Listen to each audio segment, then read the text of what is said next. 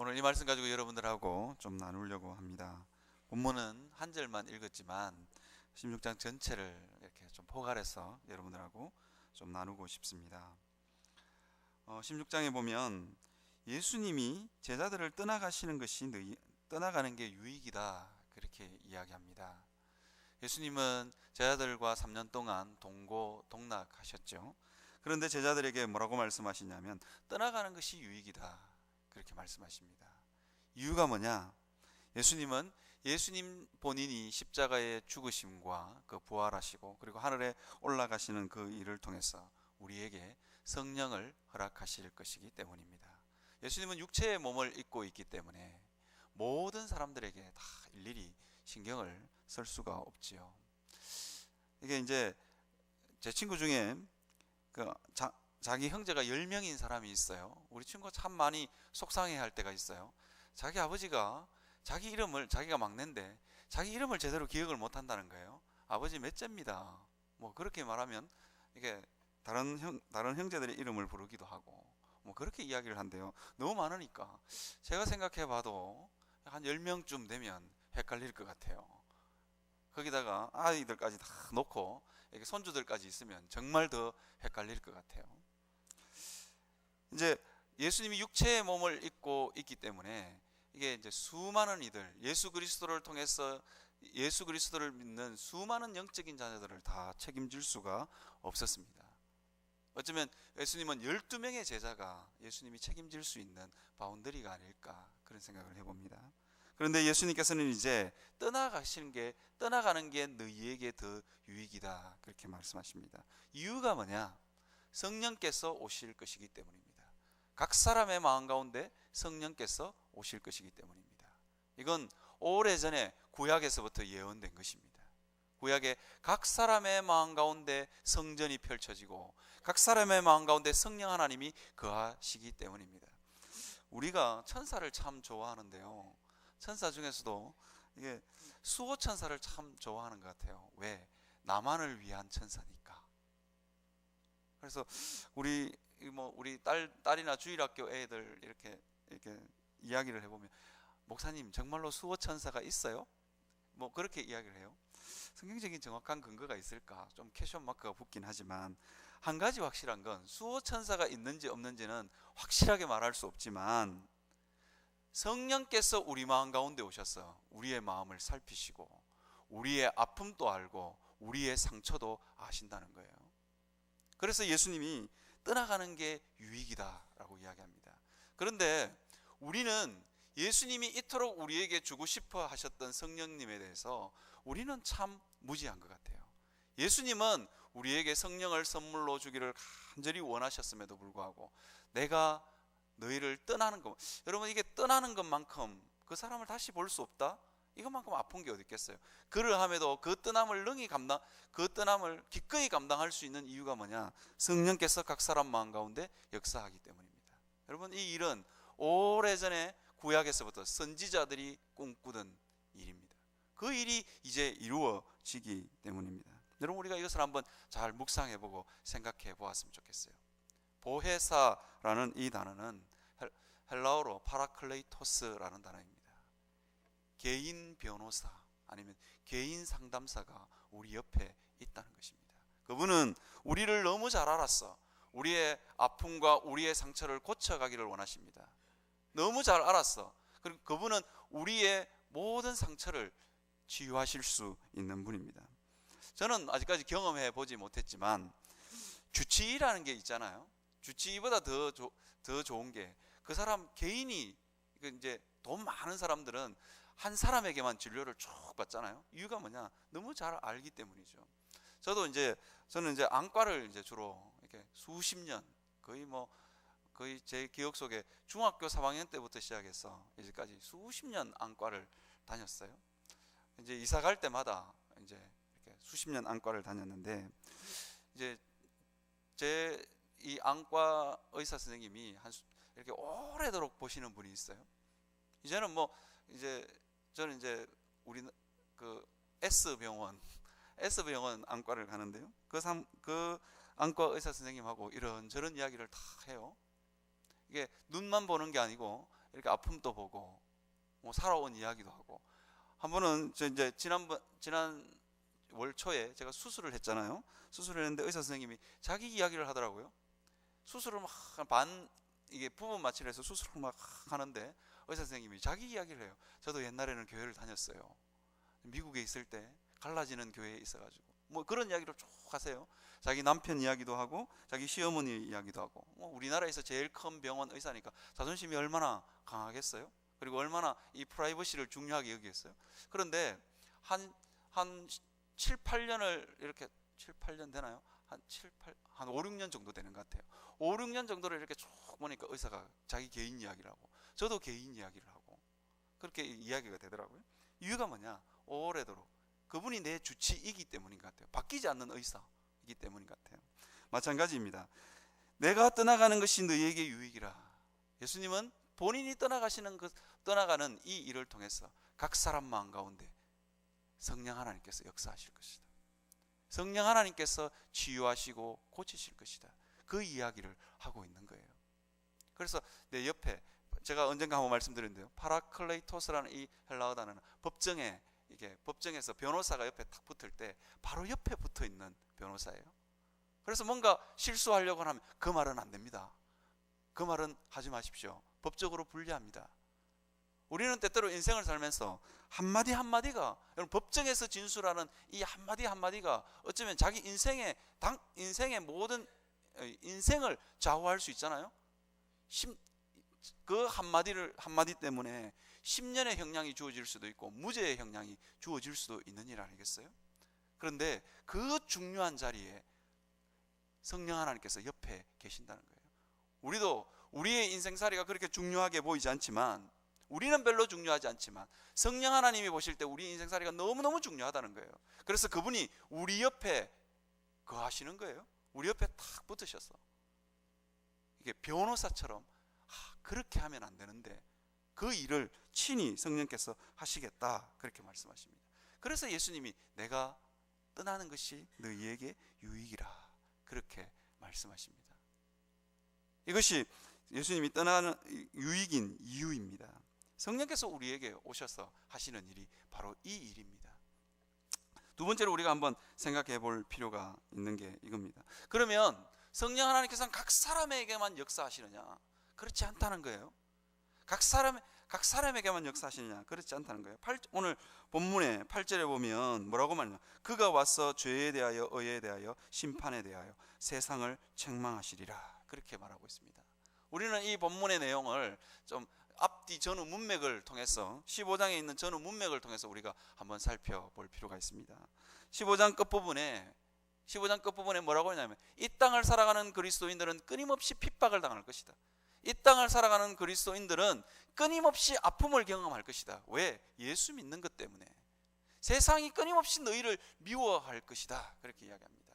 제가 초반번에 말했던 것처럼 성령 하나님은 개인적으로 우리의 심령을 고치시기도 하시고 우리의 심령을 위로하시기도 하시는 분입니다. 그런데 오늘 본문에서는 아주 다른 이야기를 하고 있습니다. 그 환난을 당하고 핍박을 당하는 성도의 위로자요 변호사이신 성령 하나님께서 드디어 뭐라고 말씀하시느냐? 그가 와서 죄에 대하여 의에 대하여 심판에 대하여 세상을 책망하시리라, 그렇게 얘기했습니다. 예수 믿는 그리스도인들이 살아가는 이 세상을 예수님이 책망하시겠다는 거예요. 성령께서 책망하시겠다는 겁니다.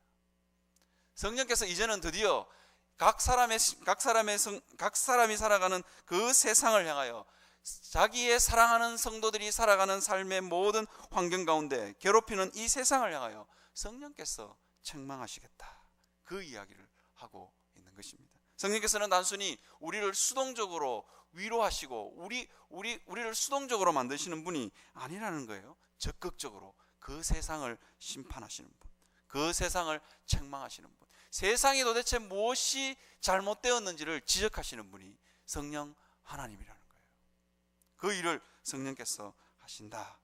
오늘 이 책망하다, 이 단어는 입증하다, 이런 단어입니다. 세상이 도대체 무엇이 잘못되었는가?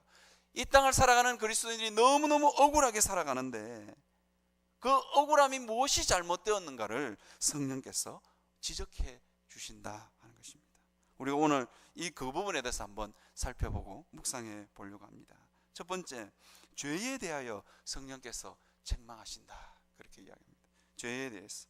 그래서 9절에 보면 죄에 대하여라 함은 그들이 나를 믿지 아니함이요, 그렇게 되어 있습니다. 세상은 예수님을 믿지 않습니다. 세상은 하나님이라는 존재를 믿지 않습니다.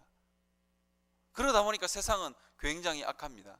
이 세상이 그냥 단회적으로 끝나는 거예요. 그래서 이 땅에서 잘 먹고 잘 살면 되는 거예요. 수단과 방법을 가르지 않고 그냥 내 행복을 추구하면 되는 거예요. 왜? 예수 그리스도를 믿지 않기 때문입니다. 세상 사람들은 예수 그리스도를 믿지 않기 때문에 불안합니다. 불안하기 때문에 돈을 모으기도 하고, 세상 사람들은 예수님을 믿지 않기 때문에 온갖 부정한 방법을 다 동원해서라도 내 행복은 내가 책임지리라. 이게 죄의 본질이죠. 내 마음대로 한번 해보겠다는 거예요. 내 마음대로 내 힘으로 나의 행복을 한번 일구어 가보겠다. 이게 예수님을 믿지 않는 삶의 모습입니다. 그 세상 한가운데를 그리스도인들이 살아가는 거예요. 얼마나 고달프고 힘들겠어요. 얼마나 고달프고 힘든 삶을 살겠어요. 그런데 성령 하나님은 뭐라고 말씀하시냐? 그것을 책망하신다. 예수 믿지 않는 삶이 얼마나 고통스러운가, 예수 믿지 않는 삶이 얼마나 고통스러운가 하는 것을 성령께서 드러내시는 겁니다. 저는 가끔씩 이렇게 친척들이 이렇게 쭉 다 모이잖아요. 친척들이 다 모일 때마다 이런 생각을 해요. 무슨 생각을 하냐면, 참 예수 믿어서 다행이다, 그런 생각을 해요. 저는 작은 어머니 집이나 아니면 이렇게 작은 아버지 댁에 이렇게 가면 이게 부적 같은 게 이렇게 붙어 있기도 하고 그래요. 얼마나 불안할까, 그런 생각을 합니다. 세상은 예수를 믿지 않기 때문에 끊임없이 불안합니다. 그런 세상 한가운데 뭐라고 말씀하시느냐? 성령께서 오셔서 그것을 책망하신다. 예수 믿지 않는 삶이 얼마나 불행한가, 예수 믿지 않는 삶이 얼마나 고통스러운가 하는 것을 보여준다 하는 것입니다. 여러분, 이것을 우리가 한번 잘 묵상해보고 생각해 보았으면 좋겠습니다. 예수님은 오늘 이 본문을 통해서 우리에게 무엇을 말씀하시느냐? 우리에게 불안한 삶이 있고 우리에게 고통스러운 삶이 있다 할지라도 성령께서 그것을 책망하신다 하는 이야기를 본문을 통해서 하고 있습니다. 여러분, 우리가 이 땅을 살아가면서 예수 믿지 않는 것만큼 고통스러운 것은 없다 하는 것을 우리에게 보여주고 있습니다. 두 번째로 우리가 한번 생각해보고 묵상해 볼 부분이 있는데, 의에 대하여라 함은 그렇게 되어 있습니다. 의에 대하여라 함은 그렇게 되어 있는데요, 우리가 10절을 한번 보면 의에 대하여라 함은 내가 아버지께로 가니 너희가 다시 나를 보지 못함이요, 그렇게 되어 있습니다. 여러분, 이게 왜 의와 상관이 있을까요? 내가 아버지께로 가니 너희가 다시 나를 보지 못함이요, 그렇게 되어 있습니다. 예수님이 하나님께로 가는 게 무슨 의인가 하는 것을 우리가 한번 묵상해보고 생각해볼 필요가 있습니다. 의는 바르고 옳은 것입니다. 바르고 옳은 것인데 왜 예수님이 하나님께로 가는 게 의로운가 하는 것입니다. 우리가 이것을 한번 오늘 묵상해보고 생각해 보려고 합니다. 세상 사람들은 의가 없습니다. 왜? 의가 없기 때문에 하나님 앞에 나아갈 수 없죠. 하나님 앞에 나아갈 수가 없습니다. 그 이야기를 오늘 이 본문이 하고 있는 것입니다. 세상 사람들은 예수 그리스도의 의가 없기 때문에, 예수 그리스도가 인류의 대표자로 오셔서 아버지께로 나아가는 그 복을 누린 거예요. 아버지께로 나아갈 수 있다. 언제든지 원하면 아버지께로 나아갈 수 있다. 이것이 복입니다. 왜? 의가 있기 때문에. 동일합니다.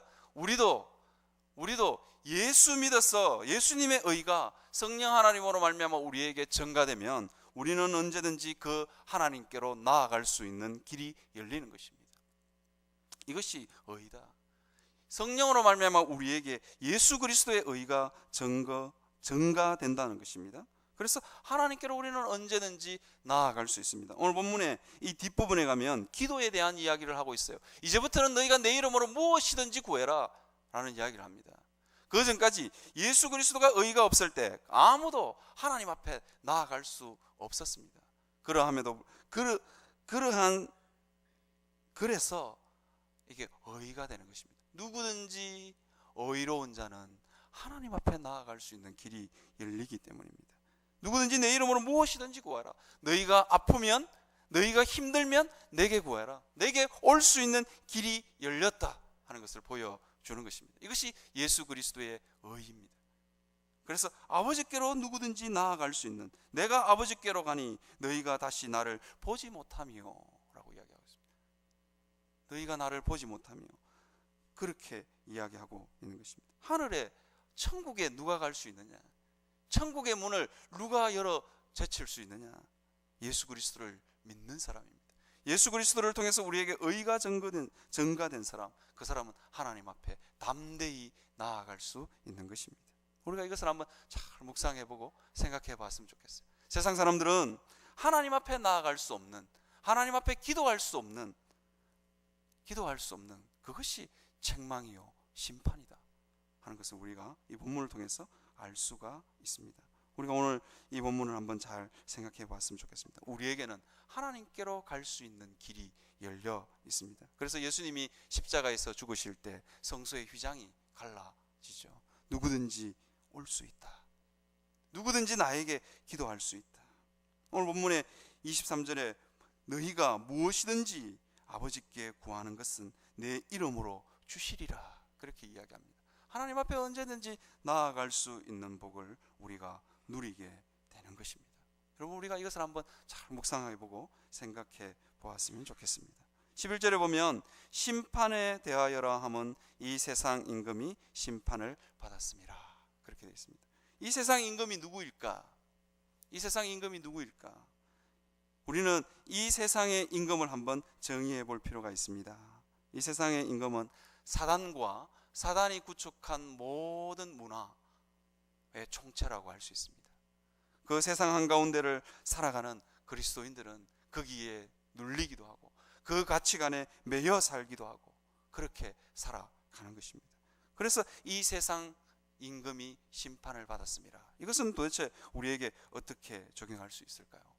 예수 믿는 그리스도인들은 수많은 예수를 믿지 않는 이 땅의 모든 사람들은 사단에게 사로잡혀서 살아갑니다. 제가 이 사단에 사로잡힌 이야기를 좀 여러분들하고 하려고 해요. 세상 임금이 심판을 받았습니다, 그렇게 이야기합니다. 사단에게 사로잡힌 이야기. 저는 시민교회에 와서 참 가슴 아픈 이야기를 들었어요. 제가 참 이 시민교회뿐만 아니라 제가 전에 있던 그 교회에서도 이 사단에 사로잡힌 이야기를 참 많이 들은 적이 있습니다. 사실은 시민교회 이야기를 하려고 하니까 이게 개인적인 프라이버시가 있어서 다른 교회 이야기를 좀 하겠습니다. 제가 전도사 시절에 처음으로 사역지에 나간 적이 있습니다. 사역지에 나간 적이 있는데 얼굴이 새까만 아줌마가 아기를 얻고 늘 교회를 와요. 저 아줌마는 도대체 무슨 생각으로 살길래 저렇게 얼굴이 새까말까? 저도 새까만데 그 아주머니가 새까만 건 영 완전히 달라요. 얼굴에 웃음기가 하나도 없어요. 늘 걱정에 찌들려 있는 것 같아요. 그런데 어느 날 갑자기 그 집에서 저를 초대하셨어요. 왜냐하면 제가 그 수훈의 순장이었기 때문이에요. 초대하셨는데 이 아주머니가 뭐라고 했냐면 자기 집에 귀신이 찾아온다는 거예요. 귀신이 찾아온다는 거예요. 무슨 귀신이야? 그러니까 자기 할머니 때부터 자꾸 내려오는 귀신이 있다는 거예요. 그래서 찾아왔대요. 저는 처음에는 뭐 저런 이런 희한한 일이 있나 하는 그런 생각을 했었어요. 그런데 제가 뭘 보고 실제를 그 실체가 가짜인지 진짜인지는 모르겠지만 그 아주머니의 착각인지 환상인지는 모르겠지만 그냥 그 아주머니의 책꽂이 위에다가 귤을 이렇게 접시에 담아서 소복히 쌓아 놓은 것을 보면서 제가 무슨 생각을 했냐면, 아, 이건 실제 하는 거구나. 가짜인지 진짜인지는 모르겠지만 이 아주머니는 그것을 믿고 있구나. 밤마다 찾아온대요. 그래서 얼굴이 널 어둡고 있는 거예요. 이게 이런 것을 가리켜서 사로잡힘이라 그럽니다. 그런데 오늘 본문은 우리에게 뭐라고 이야기하느냐? 이 세상 임금이 심판을 받았습니다. 그렇게 이야기합니다. 심판을 받았어요. 그들이 하는 모든 일들은 심판을 받았어요. 그들은 더 이상 우리에게 영향력을 미치지 못합니다. 누구의 이름으로? 예수 그리스도의 이름으로. 예수 그리스도의 이름으로 이 세상 임금은 우리에게 더 이상 영향력을 미치지 못합니다. 우리가 이것을 믿었으면 좋겠어요. 성령께서 우리 안에 와 계시는데 그들이 더 이상 우리를 장악할 수 없습니다. 슬픔이 우리를 장악할 수 없고, 절망이 우리를 장악할 수 없고, 세상의 가치관이 우리를 장악할 수 없습니다. 제가 언젠가 한번 말씀드렸죠. 우리나라의 외모 지상주의에 대해서 제가 한번 말씀을 드린 적이 있습니다. 갓 태어난 아기를 헬멧을 씌워가지고 말이죠. 이유는 뭐냐? 두상을 예쁘게 하기 위해서. 그렇게 해서 두상이 예뻐질지 모르겠어요? 정말이에요. 있었던 일이에요. 머리가 비정상적으로 생긴 장애 아들의 이 두상을 교정하기 위해서 생긴 헬멧을, 앞장구 뒷장구를 만들기 위해서 헬멧을 세우는 거예요. 이게 세상의 가치관입니다. 성령의 인도함을 받는 사람은 그런 가치관으로부터 자유할 수 있습니다. 오늘 본문 13절에 보면, 그러나 진리의 성령이 오시면 그가 너희를 모든 진리 가운데로 인도하시리니, 그렇게 되어 있습니다. 성령께서 우리를 진리 가운데로 인도하시는 것입니다. 사단에게 있는 영적인 사로잡힘이나 아니면 사단이 만들어 놓은 이 세상 가치관의 사로잡힘이나 거기로부터 노임을 받게 하시는 분이 누구냐? 성령 하나님이라는 거예요. 성령 하나님이 우리를 진리 가운데로 인도하십니다. 영적인 어떤 특별한 능력이나 성령의 어떤 은사가 있어서 해결되는 건 아닙니다. 그가 진리 가운데로 우리를 인도하신다. 진리 가운데로. 무엇이 진리냐? 그래서 오늘 성경 본문은 끊임없이 요한복음은 끊임없이 성령을 뭐라고 표현하느냐? 진리의 성령이라고 표현합니다.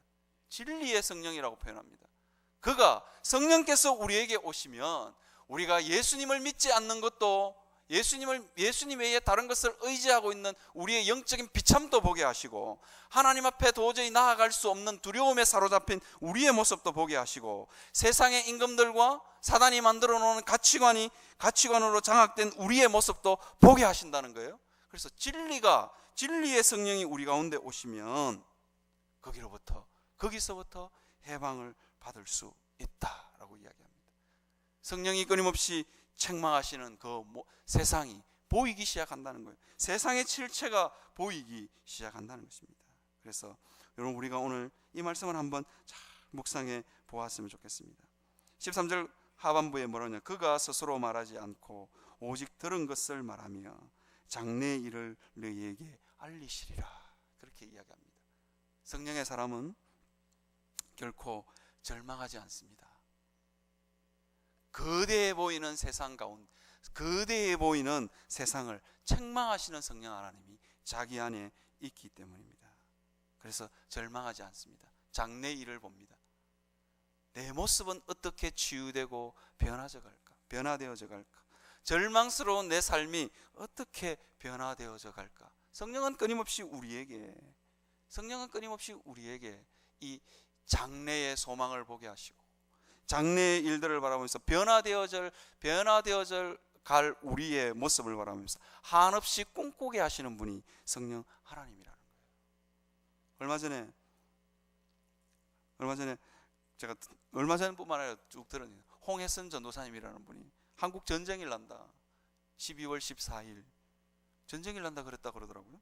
그 말을 듣고 얼마나 많은 한국교회 성도들이 가슴을 떨었는지 모르겠어요. 2,000명이나 미국으로 갔대요. 성령의 음성은 그런 음성 아닙니다. 들으면 우리를 두렵게 하고, 들으면 우리를 무섭게 하고, 이건 세상이 하는 것들이에요. 그렇게 성령 하나님은 말씀하시지 않습니다. 진리 가운데로 우리를 인도하게 하시고, 장래 일을 통해서 희망과 소망 가운데 살아가게 하시는 분이 성령 하나님이다. 그 이야기를 오늘 본문은 우리에게 하고 있습니다. 사랑하는 성도 여러분, 세상은 끊임없이 우리를 위협합니다. 그 세상 한가운데를 우리는 살아가고 있습니다. 그러나 그 세상을 책망하고 계시는 이가 있음을 우리가 믿고 그렇게 살아가는 여러분들이 되셨으면 좋겠습니다. 이 시간 다 같이 찬양하시겠습니다. 두 손 들고 찬양합니다. 다 같이 찬양하시겠습니다.